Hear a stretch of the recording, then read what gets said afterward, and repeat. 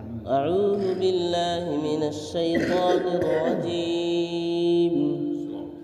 بسم الله الرحمن الرحيم. سورة البقرة مدنية.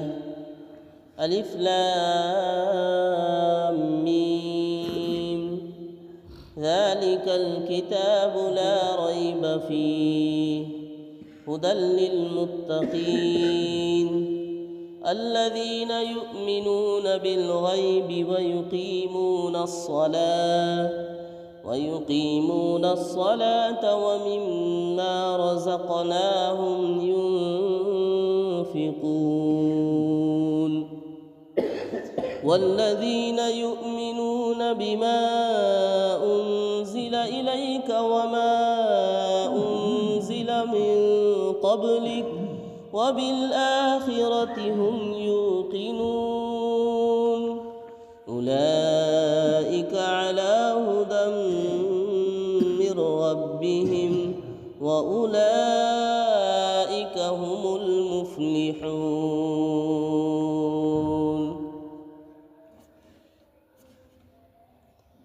یہ جو آیت کریمہ آپ حضرات کے سامنے تلاوت کی گئی ہے، یہ سورۃ البقرہ کی ابتدائی آیات ہے. اس سورت کا نام سورۃ البقرہ رکھا گیا ہے. حدیث اور آثار صحابہ میں اس سورت کو سورۃ البقرہ کے نام سے ہی موسوم کیا گیا ہے، جبکہ کچھ روایتیں ایسی ملتی ہیں جس سے یہ پتہ چلتا ہے کہ سورۃ البقرہ کو البقرہ کہنا، سورۃ البقرہ کہنا درست نہیں ہے. لیکن مفسرین اور محققین کی تحقیق کے مطابق وہ روایت درست نہیں ہے. صحیح بات یہی ہے کہ اس سورت کو سورۃ البقرہ کہنا درست ہے، اور یہ نام خود نبی اکرم صلی اللہ علیہ وسلم نے دیا ہے اور آثار صحابہ میں بھی موجود ہے. یہ سورت قرآن کریم کی سب سے بڑی سورت ہے. قرآن کریم میں سورۃ البقرہ سے بڑی کوئی سورت نہیں. اس سورت میں 286 آیتیں ہیں. اس سورت میں کل 286 آیتیں ہیں، اور اس سورت میں کل کلمات 6221 ہیں.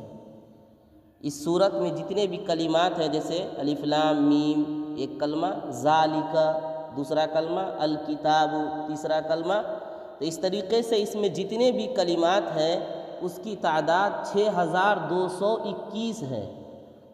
اور یہ سورت مدنی ہے. جیسے آپ نے پیچھے سنا تھا کہ سورہ فاتحہ مکی ہے، ایسے ہی یہ سورت جو ہے یہ سورہ مدنی ہے. یہ سورت مدنی کیوں ہے؟ اس لیے کہ یہ سورت نبی اکرم صلی اللہ علیہ وسلم کے مکہ مکرمہ سے مدینہ منورہ ہجرت کرنے کے بعد نازل ہوئی. اور جو سورت ہجرت سے پہلے نازل ہوئی ہے اس کو مکی کہا جاتا ہے، اور جو صورتیں ہجرت کے بعد نازل ہوئی ہیں اس کو مدنی کہا جاتا ہے. اور چونکہ سورہ بقرہ کی آیات مدینہ منورہ ہجرت کرنے کے بعد نازل ہوئی ہے، اس لیے اس سورت کو مدنی کہا جاتا ہے. البتہ اس سورت کے اندر کچھ آیتیں ایسی ہیں جو مکہ مکرمہ کے اندر نازل ہوئی ہے، لیکن اس سے کوئی فرق نہیں پڑتا ہے. باصطلاح محدثین ایسی آیات کو بھی مدنی کہا جاتا ہے. اس سورت کے سلسلے میں یہ جان لیجئے کہ نبی اکرم صلی اللہ علیہ وسلم کے ذریعے اللہ تعالی نے جب فتح مکہ مسلمانوں کو عطا فرمایا تو فتح مکہ کے بعد اس سورت میں جو سب سے آخری آیت نازل ہوئی وہ ربا یعنی سود کے سلسلے میں. سود کی حرمت کے سلسلے میں اللہ تعالیٰ نے قرآن کریم کے اندر سورہ بقرہ میں آیت کریمہ کو نازل کیا اور سود کو مسلمانوں کے اوپر کلی طور پر حرام قرار دیا گیا۔ یہ وہ صورت ہے جس کے اندر ایک ایسی آیت نازل ہوئی ہے جو پورے قرآن میں سب سے آخری آیت ہے۔ اس کے بعد نبی اکرم صلی اللہ علیہ وسلم پر کوئی آیت نازل نہیں ہوئی۔ اب ترتیب کے اعتبار سے ایک بات یاد رکھیے، قرآن کریم میں سب سے پہلی جو سورت نازل ہوئی وہ سورۃ العلق، اقرأ بسم ربک الذی خلق خلق الانسان من علق اقرأ وربک الاکرم الذی علم بالقلم علم الانسان ما لم یعلم۔ قرآن کریم کے اندر سب سے آخر میں جو سورت نازل ہوئی وہ ہے اذا جاء نصر اللہ والفتح وَرَأَيْتَ النَّاسَ يَدْخُلُونَ فِي دِينِ اللَّهِ أَفْوَاجًا فَسَبِّحْ بِحَمْدِ رَبِّكَ وَاسْتَغْفِرْ إِنَّهُ كَانَ تَوَّابًا۔ اور قرآن کریم کے اندر سب سے آخر میں جو آیت نازل ہوئی، ایسی آیت جس کے بعد پھر نبی اکرم صلی اللہ علیہ وسلم کے اوپر کوئی آیت نازل نہیں ہوئی، وہ سورہ بقرہ کے اندر موجود ایک آیت ہے وَاتَّقُوا يَوْمًا تُرْجَعُونَ فِيهِ إِلَى اللَّهِ۔ یہ قرآن کریم کی سب سے آخری آیت ہے جو سورہ بقرہ میں ہے۔ اس کے بعد اس آیت کے نازل ہونے کے بعد نبی اکرم صلی اللہ علیہ وسلم 80 یا 90 دن زندہ رہے اور پھر اس کے بعد اس دنیا سے چلے گئے۔ وحی کا سلسلہ مکمل طور پر ختم ہو گیا۔ اب قیامت تک کوئی نبی نہیں آنے والا ہے اور اللہ کی طرف سے حضرت جبریل علیہ السلام کوئی پیغام بھی لے کر کے آنے والے نہیں ہے۔ تو قرآن کریم کی سب سے پہلی آیت اور سب سے پہلی سورت جو نازل ہوئی وہ سورۃ العلق ہے۔ قرآن کریم میں سب سے آخری سورت جو نازل ہوئی وہ سورۃ النصر اذا جاء نصر اللہ والفتح ہے، اور قرآن کریم کی سب سے آخری آیت جو نازل ہوئی وہ سورۃ البقرہ کے اندر موجود ہے وَاتَّقُوا يَوْمًا تُرْجَعُونَ فِيهِ إِلَى اللَّهِ ثُمَّ تُوَفَّى كُلُّ نَفْسٍ مَّا كَسَبَتْ وَهُمْ لَا يُظْلَمُونَ۔ سورۃ البقرہ کے سلسلے میں ابن عربی رحمۃ اللہ علیہ فرماتے ہیں کہ اس میں 1000 امر ہے۔ 1000 امر ہے۔ امر کا مطلب ہوتا ہے کسی بات کا حکم دینا۔ اللہ تعالیٰ نے مسلمانوں کو جو پیغام دیا ہے، جو احکامات دیے ہیں، اس کی تعداد تقریباً 1000 ہے۔ اسی طریقے سے فرمایا کہ سورۃ البقرہ کے اندر 1000 نہی ہے اور سورۃ البقرہ کے اندر 1000 حکمتیں ہیں۔ سورۃ البقرہ کے اندر 1000 حکمتیں ہیں۔ اس سورت کی بہت ساری فضیلت ہے۔ مجموعی طور پر جو کچھ اہم فضیلتیں ہیں وہ میں آپ حضرات کو بیان کرنا چاہتا ہوں۔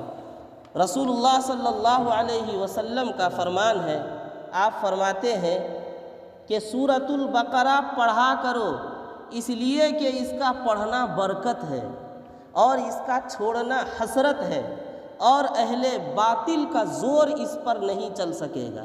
علامہ قرطبی رحمۃ اللہ علیہ نے لکھا ہے کہ حضرت امیر معاویہ رضی اللہ تعالی عنہ فرمایا کرتے تھے کہ نبی اکرم صلی اللہ علیہ وسلم نے جو ارشاد فرمایا کہ اہل باطل کا زور نہیں چل پائے گا، اس کا مطلب یہ ہے کہ جو شخص سورۃ البقرہ کے پڑھنے کا اہتمام کرے گا اس پر کسی جادوگر کا جادو نہیں چل سکے گا۔ یہ ہے سورۃ البقرہ کی فضیلت کہ سورۃ البقرہ کا پڑھنا موجب برکت ہے اور سورۃ البقرہ کو چھوڑنا یہ حسرت ہے اور اہل باطل کا زور اس پر نہیں چلتا ہے۔ یعنی ایسا شخص جو سورۃ البقرہ پڑھتا ہو اس پر کسی جادوگر کا جادو نہیں چل سکے گا۔ اور ایک روایت میں آیا، آپ صلی اللہ علیہ وسلم نے فرمایا جس گھر کے اندر سورۃ البقرہ پڑھی جاتی ہے اس گھر سے جن اور شیاطین بھاگ جاتے ہیں۔ جس گھر کے اندر سورۃ البقرہ پڑھی جاتی ہے اس گھر سے جن و شیاطین بھاگ جاتے ہیں۔ اور ایک روایت میں آیا کہ سورۃ البقرہ ایک ایسی سورت ہے جس کی ہر آیت پر 80 فرشتے آسمان سے نازل ہوئے۔ ہر آیت، کتنی آیتیں؟ 286 آیتیں، تو ہر آیت پر 80 فرشتے نازل ہوئے۔ سورۃ البقرہ کے سلسلے میں حضرت ابو ہریرہ رضی اللہ تعالی عنہ فرماتے ہیں کہ سورۃ البقرہ ایک ایسی سورت ہے کہ اس کے اندر ایک آیت ایسی ہے جو پورے قرآن کی آیتوں میں سب سے افضل ہے اور اشرف ہے، اس سے افضل اور اشرف کوئی آیت ہی نہیں، اور فرمایا کہ وہ آیت آیت الکرسی ہے۔ آیت الکرسی جو ہے پورے قرآن کے اندر جتنی بھی آیتیں ہیں ان تمام آیتوں میں سب سے اعلیٰ، اشرف، افضل آیت الکرسی ہے۔ آیت الکرسی سے افضل کوئی آیت نہیں۔ یہ بات یاد رکھیں گے کہ پورے قرآن کے اندر جتنی بھی آیتیں ہیں ان تمام آیتوں میں سب سے افضل، اعلیٰ اور اشرف آیت آیت الکرسی ہے۔ حضرت عبداللہ ابن مسعود رضی اللہ تعالیٰ عنہ فرماتے ہیں کہ سورۃ البقرہ میں 10 آیتیں ایسی ہیں کہ جو شخص اس کو پڑھ لے رات کے وقت میں تو جن اور شیطان اس کے اوپر حملہ نہیں کر سکتا ہے، اور اس کے اہل و عیال کے اوپر کوئی جادو، آسیب یا اس طرح کا کوئی بھی مرض لاحق نہیں ہو سکتا ہے۔ وہ 10 آیتیں کیا ہے سن لیجئے۔ 5 آیتیں شروع کی آیتیں ہیں، الف لام میم سے لے کر کے وَأُولَئِكَ هُمُ الْمُفْلِحُونَ تک، الف لام میم ذَلِكَ الْكِتَابُ لَا رَيْبَ فِيهِ هُدًى لِّلْمُتَّقِينَ الَّذِينَ يُؤْمِنُونَ بِالْغَيْبِ وَيُقِيمُونَ الصَّلَاةَ وَمِمَّا رَزَقْنَاهُمْ يُنْفِقُونَ وَالَّذِينَ يُؤْمِنُونَ بِمَا أُنزِلَ إِلَيْكَ وَمَا أُنزِلَ مِن قَبْلِكَ وَبِالْآخِرَةِ هُمْ يُوقِنُونَ أُولَئِكَ عَلَىٰ هُدًى مِّن رَّبِّهِمْ وَأُولَئِكَ هُمُ الْمُفْلِحُونَ۔ یہ کتنی آیتیں ہو گئی؟ 5 آیتیں ہو گئی، اور 3 آیت آیت الکرسی کی آیتیں ہیں۔ اللہ لا الہ الا هو الحی القیوم لا تأخذه سنة ولا نوم له ما في السماوات وما في الأرض من ذا الذي يشفع عنده إلا بإذنه يعلم ما بين أيديهم وما خلفهم ولا يحيطون بشيء من علمه إلا بما شاء وسع كرسيه السماوات والأرض ولا يؤوده حفظهما وهو العلي العظيم۔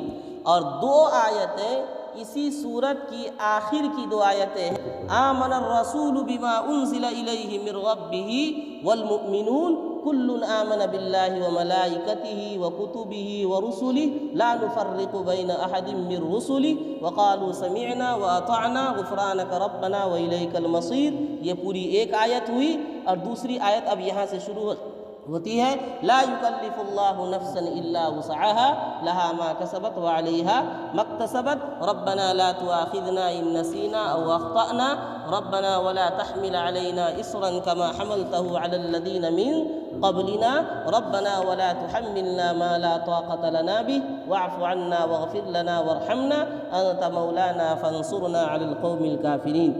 تو یہ کل 10 آیتیں ہوئی، شروع کی 5 آیتیں، درمیان کی 3 آیتیں اور آخر کی 2 آیتیں۔ تو اس طریقے سے کل 10 آیتیں ہو جاتی ہیں۔ جو شخص اس کو رات میں پڑھ کر کے سو جائے اس کے گھر والوں کو کوئی بھی تکلیف یا مصیبت نہیں پہنچے گی، اس کے گھر کے اندر جن اور شیاطین کا داخلہ ممنوع ہو جائے گا۔ اکابرین کے یہاں جو ہے اس کے پڑھنے کا بڑا اہتمام تھا۔ حضرت مولانا غلام محمد وستانوی صاحب رحمۃ اللہ علیہ دنیا سے رحلت فرما گئے ہیں۔ ہمارے حضرت فجر کی نماز کے بعد اپنی جگہ پر بیٹھے ہوئے ذکر کرتے تھے، لا الہ الا اللہ لا الہ الا اللہ، اور حضرت کے ساتھ بیٹھ کر کے دور حدیث اور عربی ششم کے طلبہ ذکر کیا کرتے تھے، اور خاص طور پر دورے کے ہر طلبہ کے لیے بیٹھنا لازم ہوتا تھا کہ سب کو بیٹھ کر حضرت کے ساتھ ذکر کرنا ہے۔ حضرت جب ذکر سے 12 تسبیح سے فارغ ہوتے تھے تو پھر اس کے بعد طلباء کی طرف متوجہ ہو کر کے بیٹھ جاتے تھے اور پھر پڑھا کرتے تھے ان آیتوں کو حضرت فجر کے بعد پڑھا کرتے تھے۔ یہ 10 آیتیں تو پڑھتے تھے، اس کے ساتھ اور بھی کچھ پڑھتے تھے۔